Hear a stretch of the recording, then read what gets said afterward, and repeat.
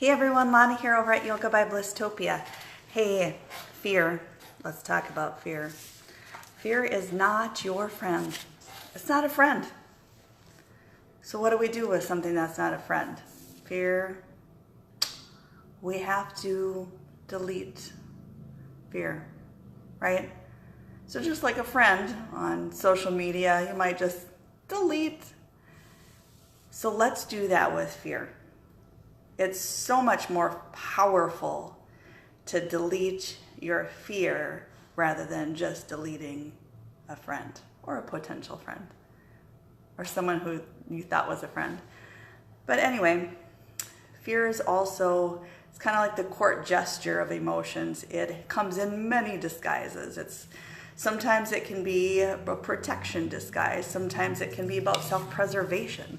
Sometimes it can be about expectations that you have. So it's an old trickster. So don't let fear trick you, because it will. It will trick you every single time. Don't let it trick you, because there are so many other tools that you can use when that fear, that jester comes up and knocks on your door and says, I want to protect you. I want to preserve you. I want to do all those things to serve your ego, serve the body. Fear is not your friend, my friends. So, a couple tools, a couple things that you can do. Talk to someone who really listens. Not there to give you advice, not there to nod their head, do anything at all, but someone who truly listens.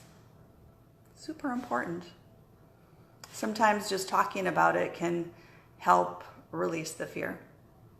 And then also become more rational and get the facts before we jump to conclusions.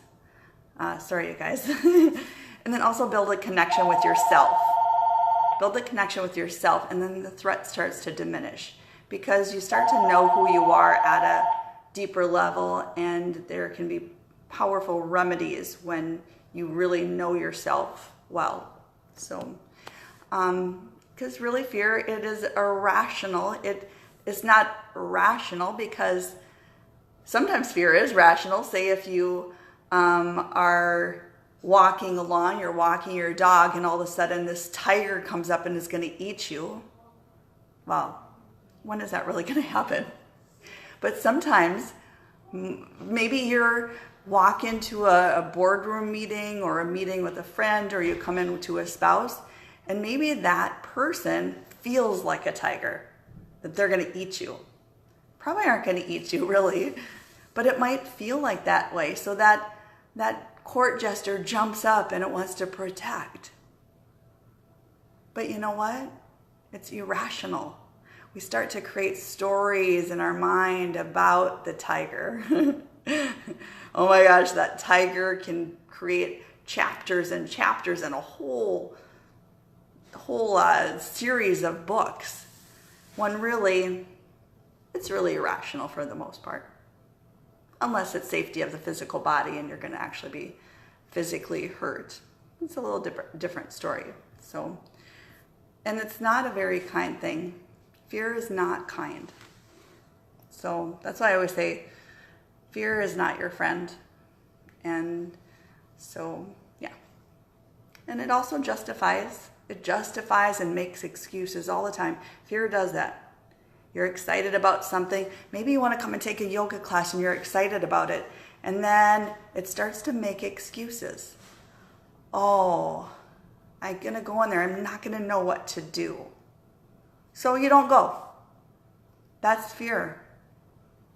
It makes all the excuses in the book for you, because it's writing a book.